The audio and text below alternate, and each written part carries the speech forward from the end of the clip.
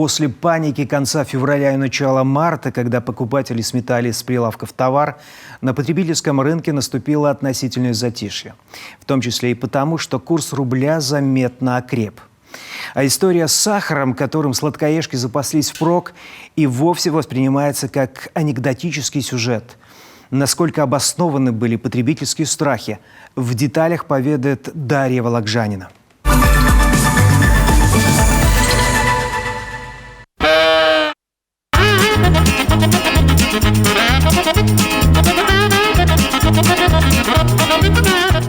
Каждый день с прилавков магазинов исчезают тонны сахара и гречки, сотни тысяч упаковок туалетной бумаги и средств гигиены, а теперь еще и офисная бумага. Опустошительные набеги россиян на супермаркеты создают искусственный дефицит, а вследствие повышения цен на товары. События последних дней зимы, начало военной спецоперации и новые пакеты санкций заставили россиян думать на перспективу. Кто-то пошел валюту покупать, кто-то, решил вложиться в товары. И поэтому тут, я думаю, что такая реакция свойственная, наверное, всем людям. Это нельзя говорить, что у нас там есть такие, которые психически не совсем правильно вели. Люди, особенно старшее поколение, они понимают, что что-то может поменяться, и они, конечно, более подвержены этому, и поэтому наблюдая, заходя там в Магнит, Пятерочку, кто больше всех отоваривался. Это люди старшего поколения, среднее поколение чуть-чуть поменьше, а молодежь вообще так спокойно проходила мимо этого. Мне кажется, это вполне реально, такая реакция в зависимости от возраста. И людей можно понять. На фоне западных санкций валюта начала резко расти в цене. Страны Запада заморозили активы Центробанка и ввели ограничения в отношении крупных российских финансовых организаций. Уже в первые дни военной спецоперации в городах России выстроились километровые очереди к банкоматам и обменникам. Люди судорожно снимали деньги, закрывали вклады и переводили рубли в валюту. Если на первых порах доллары и евро были меньше сотни, то через несколько дней перевалили за 120 рублей. Но даже такой курс не остановил любителей финансового риска. Скупали не только валюту, но и акции. Те же люди, которые на пике вылетали в акции, потому что акции всегда растут, и именно здесь я заработаю 100% за 2 недели, естественно, эти люди тоже получили большой опыт, потому что фондовый рынок в моменте падал и на 50, и на 60%, и, наверняка терять деньги – это очень и очень больно. То есть эти люди получили опыт, с этим опытом пойдут дальше. Сейчас мы увидели, что рынки открылись, мы каких-то обвальных падений больше не увидели. Мы видим, что ситуация нормализовалась. Память о дефолте 1998 года, наверное, играет свою роль. Малейшая потеря экономического равновесия, и россияне уже бегут в банки, чтобы снять свои кровные и вложить их, как им кажется, в более надежные места. Именно так было в кризисные 2008, 2014 и даже в первую волну ковида. Перебои с наличкой – это все последствия безумного ажиотажа. Каждый пытался снять хоть чуть-чуть, что и перегрузило банковский сектор. А ведь стоит помнить, что в моменты кризиса деньги обесцениваются одинаково, как на счете в банке, так и, как говорится, под подушкой. Те люди, которые покупали валюту на пике ее цены, понятно, они получили сейчас большой опыт. Да, они увидели, что валюта может в цене не только расти, но и падать. Они увидели, что регулятор не оставляет это без внимания и принимает, соответственно, меры для стабилизации ситуации, для стабилизации национальной валюты. Поэтому по валюте можно что сказать. То есть евро и доллар рано сбрасываются со счетов, то есть они также остаются международной валютой. То есть на сегодня более 80% всех расчетов в мире проходит с помощью долларов и евро.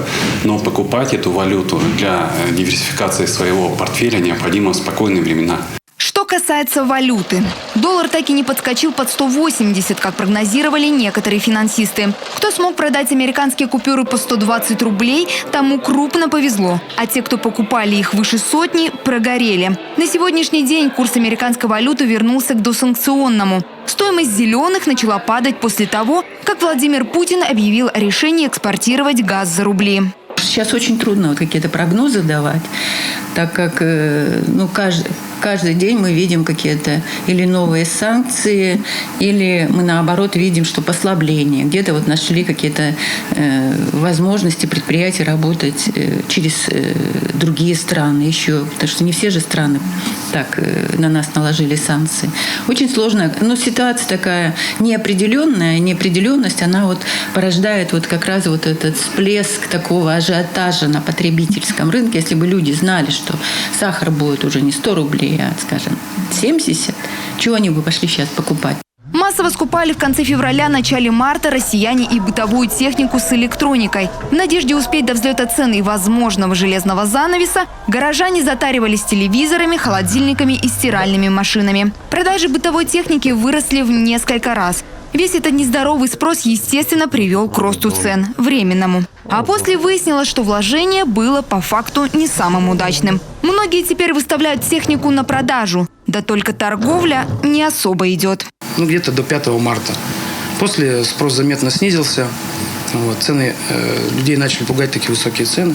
Я бы не сказал, что люди покупали по 2-3 компьютера или еще что-то. Повторюсь, что люди пошли на эту покупку, которую откладывали, скорее всего. И вот эти санкции подтолкнули их к тому, чтобы совершить эту покупку.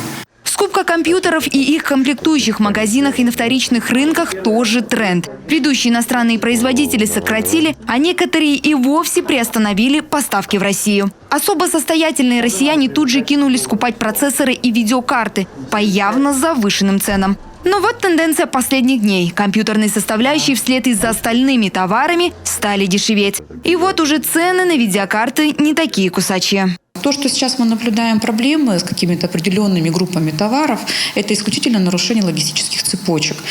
Я думаю, пройдет немного времени для того, чтобы эти цепочки встали на место через другие, так скажем, хабы, порты, все это наладится.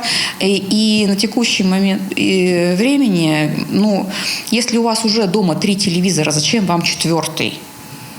Дарить будете, солить будете. То есть он все равно так или иначе неэксплуатируем, а он будет, как сказать, коррозией покрываться. Не знаю, эти маленькие детали. Я сейчас про условные вещи говорю. Да? А деньги потрачены. То есть вопрос, зачем, для чего это было сделано? Это такая импульсивная поведенческая манера, эмоция, по большому счету. Эмоции ни к чему хорошему не приводят. Эксперты отмечают, ажиотажный спрос на некоторые товары подогревается недобросовестными организациями. Дефицит продовольственных товаров России не грозит. Сахар, гречка, средства гигиены и, конечно, техника и электроника – все это у нас есть и будет. Потребительская активность связана лишь с паническим настроением, особенно у тех, кто пережил уже не один кризис. Существенного повышения цен не прогнозируется. Да и сейчас, как отмечают эксперты, инфляция в западных странах уже превышает российскую. На наших полках большой процент товаров именно отечественного производства. И все, что нужно сделать сейчас – успокоиться и перестать бездумно тратить.